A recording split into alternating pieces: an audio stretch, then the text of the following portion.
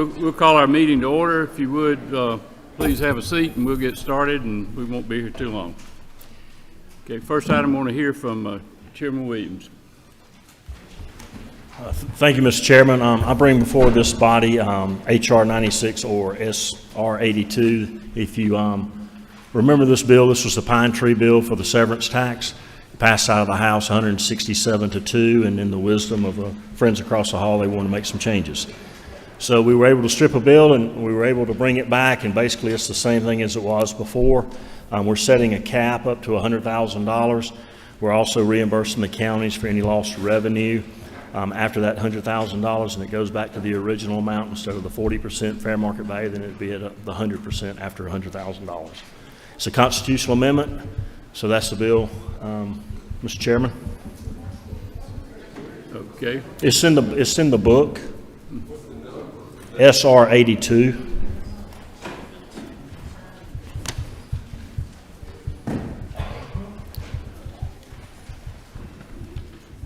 Okay, don't see any questions. Thank you, sir. Thank you, Mr. Chairman. Okay, now we have some substitutes we need to deal with. Senate Bill 12 by rule substitute, LC 49-1943S. Representative Stevens. Thank you, Mr. Chairman. Senate Bill 12 is a substitute where we took Representative Chairman Leverett's Bill 375, which clarified that language on gross settlement for the purpose of determining whether a conservator can settle a claim of the ward if the gross amount is less than $25,000. We added that to 1264, which is the alternative to nurse discipline plan, the same as we have doctors and dentists and so forth. Representative Leverett had so many bills, this one did not make it onto the rules calendar. They both passed overwhelmingly out of the House, and neither made it onto the floor of the Senate. Okay, do we have a question? Chair Lady Taylor. Thank you, Mr. Chairman. I do have a question. Is this allowing non-physicians to make determination on somebody's ability, I guess there's, if they're senile or things like that, are they making it or are they just treating them? My concern is somebody at that level making a decision saying if somebody is competent or not. That was House Bill 291, Representative Scoggins' bill that added and authorized PAs and nurse practitioners or clinical nurses in that psychiatric field to determine whether they're, and of course professional counsels to perform those evaluations. But can just any nurse practitioner be able to do it, or does it have to be a specialist? It's ambiguous. That's the key word. They have to be a specialist in the field. Thank you. Chair Lady Cooper, do you have Okay, I have the same concern. It doesn't seem to read that way. It seems that a general nurse practitioners specialize. You know, if you're a nurse practitioner in pediatrics, you concentrate on pediatrics. If you're in a general one in general medicine, and even in basic nursing schools today, you get no training in psychiatric nursing, either in a 2-year school or a 4-year school, and you would not get it as a pediatric nurse practitioner or as a regular nurse practitioner. You would not get that thing. Now, the nurse practitioner that is specialized in psychiatry is right, but this seems to read differently. Mr. Chairman, I'm going to defer to the chairman of the committee that heard this particular bill, if I may, Chairman Hawkins. Did you hear from this bill? Chairman Hawkins. I have no intelligible comment on this. Okay. I mean, it says a nurse practitioner or a clinical nurse specialist in psychiatric mental health nursing. So it could be any nurse practitioner, and so many of them are getting their degrees through the mail these days and have not done other specialists. And to be a nurse practitioner in psychiatric and mental health, that is a specific specialty, and they do have to do extra training. And I sure wouldn't want any of these deciding that they're going to decide whether I'm competent or a family member is competent. I have no problem with the others, but I really have it with just generalized like that. Mr. Chairman, it does say specialist in psychiatric and mental health. Yeah. Chairman Leverett's here. Come up and shed some light on this for us, would you please? Thank you, Mr. Chairman. I don't know if I can shed light, but I'll try to contribute to the conversation. This was Representative Scoggins' bill, the portion which the chair lady is asking about. And my understanding is the reason the probate judges have requested this because in the guardianship and conservatorship cases, there's a terrible backlog across the state because they can't get the doctors available to do the evaluations.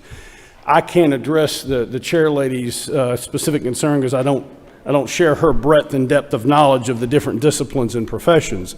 But my understanding is this is supported, and even Dr. Watson in the Senate had agreed to sponsor the bill on the floor, that particular one, because he felt that they were able to perform the process of just doing an evaluation for a guardianship or conservatorship.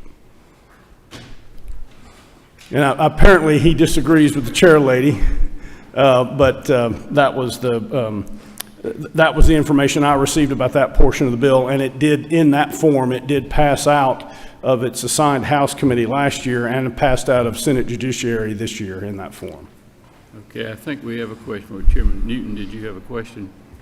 Yes, sir. Thank you. I'm just looking at lines 151 through 153. It looks like it's always been an evaluator that could be a physician, psychologist, or a licensed clinical social worker, looking on line 155. And what we're doing is we're adding PA, nurse practitioners, and then the clinical nurse specialist, but also a marriage and family therapist can be one of the individuals. Yes, I'm not sure I know enough about that training.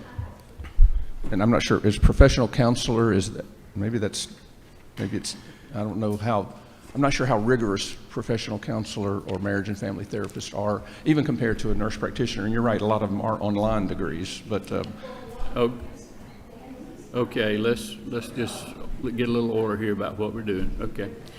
All right, any other questions? Thank you. Thank you, Mr. Chairman. Okay, you've heard the explanation and the discussion. What's the pleasure of the committee? Is there a motion to pass? Second. You have a motion and a second to pass. Is there objection?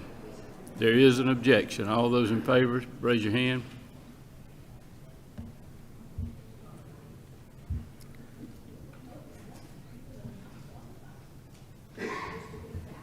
Okay. All those opposed?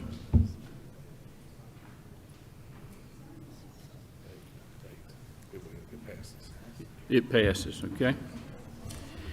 Now, I want a motion, need a motion to withdraw rule substitute to Senate Bill 69 LC 500922S. Have a motion to withdraw in a second. Is there any opposition? We have an objection to withdrawing that. All those in favor of the motion, raise your hand. All those opposed, like sign. Motion passes, so it's withdrawn. Now, we're going to have a Senate Bill 69 by rule substitute, LC 500937S. Call on Representative Stevens to explain that. Thank you, Mr. Chairman. This is the Clarence B. Thomas statue that in the original Senate bill had it placed inside of the or on the Capitol grounds. This moves it to the appropriate place, which is going to be across the street at Nathan Deal Judicial Center. That's all that it does. Okay. You've heard the explanation. What's the pleasure of the committee? Have motion and seconds to pass. All those in favor, is there any opposition? There is an objection. All those in favor, raise your hand. All those opposed, like sign. It passes. Okay. Senate Bill 76 by rule substitute, LC 473106S. Leader F.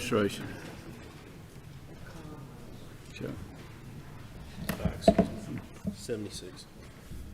Thank you, Mr. Chairman. This is SB 76 was stripped and it's been replaced by Representative Anderson's legislation to allow for increase in the ability of public work purchasing. This legislation has been voted several times in the House, passed overwhelmingly with input that was received This will now include local school systems. Again, all of this language was previously passed overwhelmingly in the House. Would ask for the favorable consideration of the committee.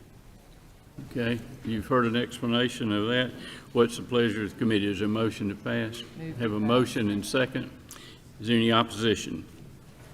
Okay, it passes. Next, Senate Bill 349 by rule substitute, LC 500939S. Chairman Blackman. Thank you, Mr. Chairman. As I think probably the committee knows, we sent 3 different pieces of legislation on tax credits over to the Senate. This emphasizes, I think, the House's position after some things changed over there. These are 1180, House Bill 1180, House Bill 1182, and then a little piece of 1192. I'll go into the changes from the legislation as it left our body. There's an aggregation amount within the film credit. We moved that from 10 million down to 5 million. It also includes a trigger to hit the 2.5% limitation on annual transferability, and it is attaches it to the RSR. On 1182, for the affordable housing, it adds disabled persons as a preferential group. And then on 1192, we clean up the data center commission structure as that had been already passed by the Senate. You've heard the explanation on 349. What's the pleasure of the committee? Move to pass. Have a move and second do pass. Is there any opposition? It passes. Okay.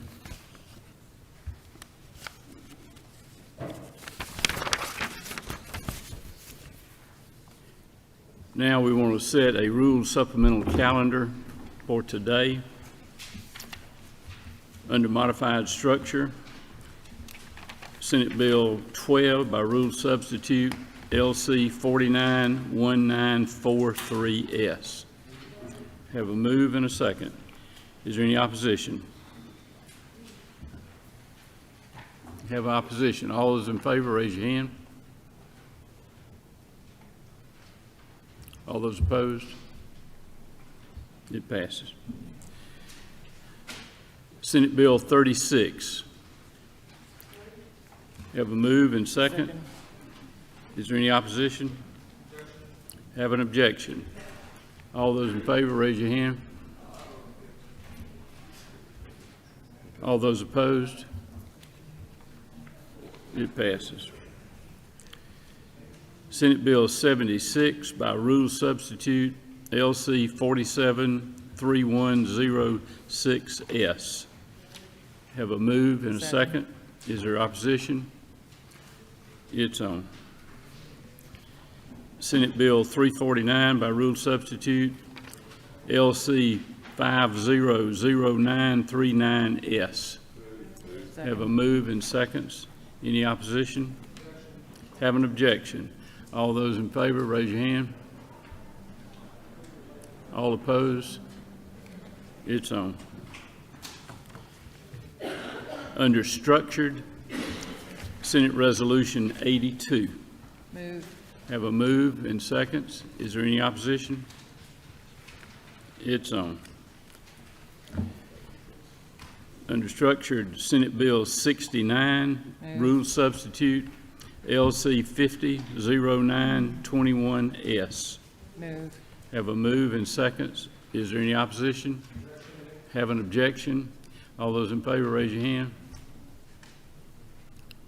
All those opposed, like sign. It passes.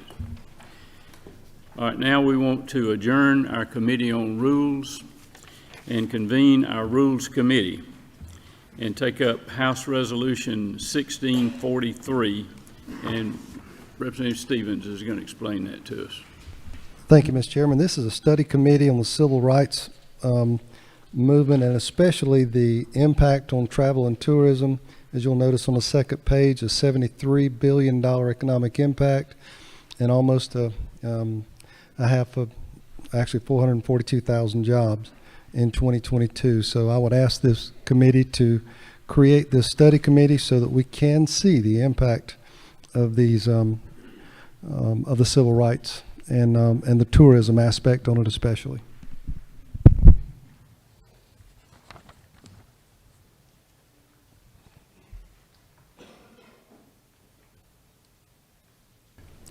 Have a question, Whip Park? Thank you, Mr. Chairman. To the presenter of the bill, I know Representative Roger Bruce had an excellent study commission that would look at reparations. Does this study committee, or would this study committee also have an opportunity to address that? I know, for example, in South Africa, there was certainly a Truth and Reconciliation Commission. Does this issue touch upon that? That issue has not come up. This is looking towards, as far as I was concerned, the economic impact of the civil rights movement and its scope. I think that's moving outside of the issue of the resolution. Thank you. Okay, you've heard the explanation. What's the, for the committee, what's your pleasure? Move to pass. Have a move and second, do pass. Any opposition? It passes. Okay, thank you very much, and I think it's time for us to meet in the chamber.